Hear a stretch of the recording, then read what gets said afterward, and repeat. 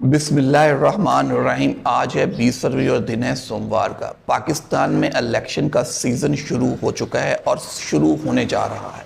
شروع اس طرح ہو چکا ہے کہ آپ اندازہ اس سے لگا سکتے ہیں بہت سے سیاسی رہنما آپ کو ٹی وی پہ اب انٹرویو دیتے ہوئے نظر آئیں گے، جن میں میاں صاحب، میاں نواز شریف، شہباز شریف، آصف علی زرداری، بلاول بھٹو اور بہت سے رہنما جو پارٹیوں کے بڑے لیڈر ہیں وہ آپ کو ٹی وی پہ اب انٹرویو دیتے ہوئے نظر آنا شروع ہو جائیں گے۔ اس سے آپ کو اندازہ کر لینا چاہیے کہ الیکشن قریب ہے اور الیکشن کا سیزن شروع ہو چکا ہے۔ الیکشن بہت زیادہ دور نہیں ہے، الیکشن کو زیادہ سے زیادہ ڈیلے نہیں کیا جا سکتا۔ جن کی کوشش ہے، کوشش کر رہے ہیں، وہ اپنی کوشش میں لگے ہوئے ہیں کہ الیکشن کو زیادہ سے زیادہ ڈیلے کیا جا سکے۔ جتنا بھی ڈیلے کر سکتے ہیں وہ الیکشن کو ڈیلے نہیں کر سکتے، آئین اس کی اجازت نہیں دیتا۔ اب بات کر رہے ہیں ہم الیکشن کے سیزن کی کہ الیکشن کا سیزن شروع ہو چکا ہے۔ اس سیزن میں سب سے پہلا انٹرویو آپ نے دیکھا ہوگا، مریم نواز صاحبہ مسلم لیگ نون کی نائب صدر نے انٹرویو دیا ہے ایک ٹی وی چینل پہ، سلیم صافی صاحب کو انٹرویو دیا۔ اگر آپ وہ انٹرویو دیکھیں تو آپ کو بہت سے لطیفے اس میں نظر آئیں گے، مطلب ایسے ایسے لطیفے انٹرویو میں ہیں۔ اور آنے والے دنوں میں پاکستان میں جب بھی آپ ایسے سیاسی انٹرویو سنیں گے تو آپ کو بہت زیادہ ہنسی بھی آئے گی، بہت سے لطیفے جو سامنے آئیں گے، ایسی ایسی میمز بن رہی ہیں اور ان میں بنے گی کیونکہ اتنی دلا دلیری سے ایک لیڈر جھوٹ بول رہی ہیں ٹی وی پہ بیٹھ کے، اتنی دلا دلیری سے جھوٹ بول رہی ہیں، ان کے فرما رہی ہیں مریم نواز صاحب۔ اگر غور سے آپ انٹرویو سنیں کہ جو یہ مہنگائی ہے وہ اسحاق ڈار صاحب تو مہنگائی کرنا ہی نہیں چاہ رہے، اسحاق ڈار صاحب تو مہنگائی کر ہی نہیں رہے، کہ اگر اسحاق ڈار صاحب مہنگائی کرے تو پھر پتہ چل جائے گا۔ ابھی بھی اسحاق ڈار صاحب مہنگائی نہیں کرنا چاہ رہے۔ پچھلے ایک مہینے میں تیل کی قیمتیں 50 روپے بڑھ گئی ہیں، مختلف چیزوں کی قیمتوں آسمانوں پہ پہنچ چکی ہیں، مہنگائی کا بم پھوڑ دیا گیا، لیکن مریم صاحبہ کہہ رہی ہیں کہ اسحاق ڈار صاحب تو قیمتیں بڑھانا ہی نہیں چاہ رہے۔ مریم صاحبہ اسی انٹرویو میں اور بہت کچھ فرما رہی ہیں، جیسے وہ فرما رہی کہ ہم الیکشن سے تو ڈر ہی نہیں رہے، ہم تو الیکشن سے بھاگ ہی نہیں رہے، ہم تو الیکشن کے لیے تیار ہیں، ہم الیکشن کی تیاری کر رہے ہیں۔ اگر آپ الیکشن کے لیے تیار ہیں تو سمپل سا ایک سوال ہے، آپ ضمنی الیکشن سے کیوں بھاگ رہے ہیں؟ اگر آپ الیکشن کے لیے اتنی ہی تیار ہیں تو آپ ضمنی الیکشن میں اپنے امیدوار کو اتاریں۔ آپ کیا جتنی بھی آپ کے ساتھی جماعتیں تمام الیکشن سے بھاگ گئی ہیں، آپ تو اپنی حکومت کو آن کرنے سے انکار کر چکی ہیں کہ یہ ہماری حکومت ہی نہیں ہے۔ آپ کی حکومت نہیں ہے تو کس کی حکومت ہے؟ آپ کے چچا کی حکومت ہے، یہ وہی حکومت ہے جس کو آپ مبارکیں دے رہی تھی۔ اب آپ اس حکومت کو آن کرنے سے انکار کر رہی ہیں، تو یہ تو ہے ہمارے سیاسی لیڈروں کا حال، جو اب دلا دلیری سے جھوٹ بول رہے ہیں کیونکہ جھوٹوں کا سیزن شروع ہونے والا ہے۔ ان قریب زیادہ دیر نہیں ہے جب سب سیاسی لیڈر اپنا اپنا چورن اور پھکی عوام کے ساتھ بیچیں گے اور چورن اور پھکی عوام خریدے گی، کیونکہ الیکشن آ چکا ہے، الیکشن میں چورن اور پھکیاں بکتی ہیں۔ تو اسی طرح تمام سیاسی لیڈر اب اپنا اپنا چورن اور پھکیوں کی دکانداری شروع کر رہے ہیں، ایک نے تو شروع کر دی اور باقی بھی شروع کر رہے ہیں۔ اب اسی طرح یہ انٹرویوز اور سیزن شروع ہو جائے گا، جس طرح نیٹ فلیکس پہ سیزن چلتے اسی طرح اب پاکستان ٹی وی پہ بھی انٹرویوز کا سیزن شروع ہو چکا ہے۔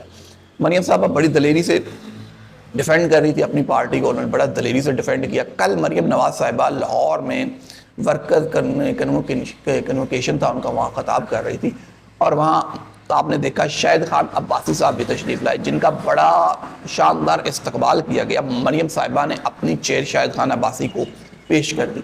یہ وہی شاہد خان عباسی ہے، اگر آپ زیادہ دور نہ جائیں تو آپ دیکھ لیں کہ یہ مریم نواز صاحبہ کو اپنی لیڈر ماننے سے انکار کر رہے تھے کہ جی مریم نواز صاحبہ میری لیڈر نہیں ہے، نواز شریف میرے لیڈر ہیں۔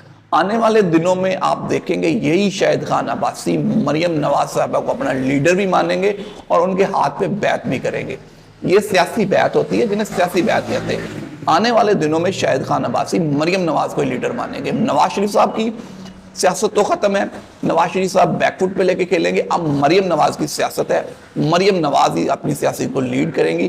شاہد خان عباسی کیا بڑے بڑے جو بھی ان کے سیاسی رہنما ہیں وہ مریم نواز کو بلاول کی طرح اپنا سیاسی لیڈر جانشین مانیں گے، اور یہ شاہد خان عباسی نے کل ثابت کر دیا ہے کہ کوئی ماروثیت سیاست نہیں ہے۔ جو مریم نواز نے نعرہ مارا تھا، انہیں بتایا تھا، انہیں للکارا تھا، انہوں نے سچی طرح صحیح للکارا تھا اور انہوں نے کہا تھا کہ یہ کوئی مروثیت نہیں ہے، مروثیت یہ عوام کی محبت ہے، اور شاہد خان عباسی نے کل اس پہ مہر ثابت کر دی کہ مروثیت سیاست پاکستان میں ہے ہی نہیں، جو بھی ہے یہ ہماری پارٹی کے لیڈر ہیں اور یہ تسلیم کر رہے ہیں اور آنے والے دنوں میں بھی تسلیم کریں گے۔ اور اب بات کرتے ہیں الیکشن کی. جو الیکشن کو ملتوی کرنے کی کوششیں اور سازشیں کی جا رہی ہیں, صدر پاکستان کو الیکشن کمیشن نے آمنے سامنے آ گئے ہیں. الیکشن کمیشن نے صدر پاکستان کو صاف انکار کر دیا کہ ہم صدر پاکستان سے کسی قسم کی صوبوں کی بھی مشاورت نہیں کریں گے.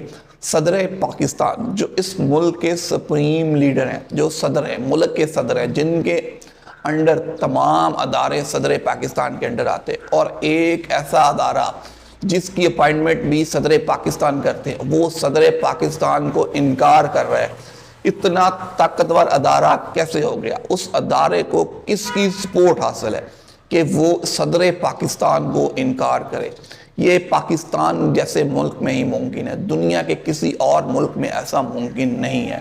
کیونکہ پاکستان میں جب آئین کے ساتھ کھلواڑ کیا جائے, جب آئین کو ماننے سے انکار کیا جائے, ایسے ہی ادارے ہیں جو پھر کہتے ہیں کہ ہم آئین کے تحت خود مختار ہیں, اور جب وہی آئین کہتا ہو کہ آپ کو صدر پاکستان سے مشاورت کرنی ہے تو وہ کہتے ہیں کہ یہ ہمارا دائرہ اختیار ہی نہیں ہے. آئین کہتا ہے کہ 90 روز میں الیکشن کروانا ہے اور الیکشن کمیشن کی ذمہ داری ہے, وہ کہتا ہے جی ہمارا دائرہ اختیار ہی نہیں ہے, ڈیٹ دینا ہمارے بس کی بات ہی نہیں ہے. اگر ڈیٹ دینا آپ کے بس کی بات نہیں ہے, آپ کا دائرہ اختیار نہیں, تو آپ کا دائرہ اختیار ہے کیا؟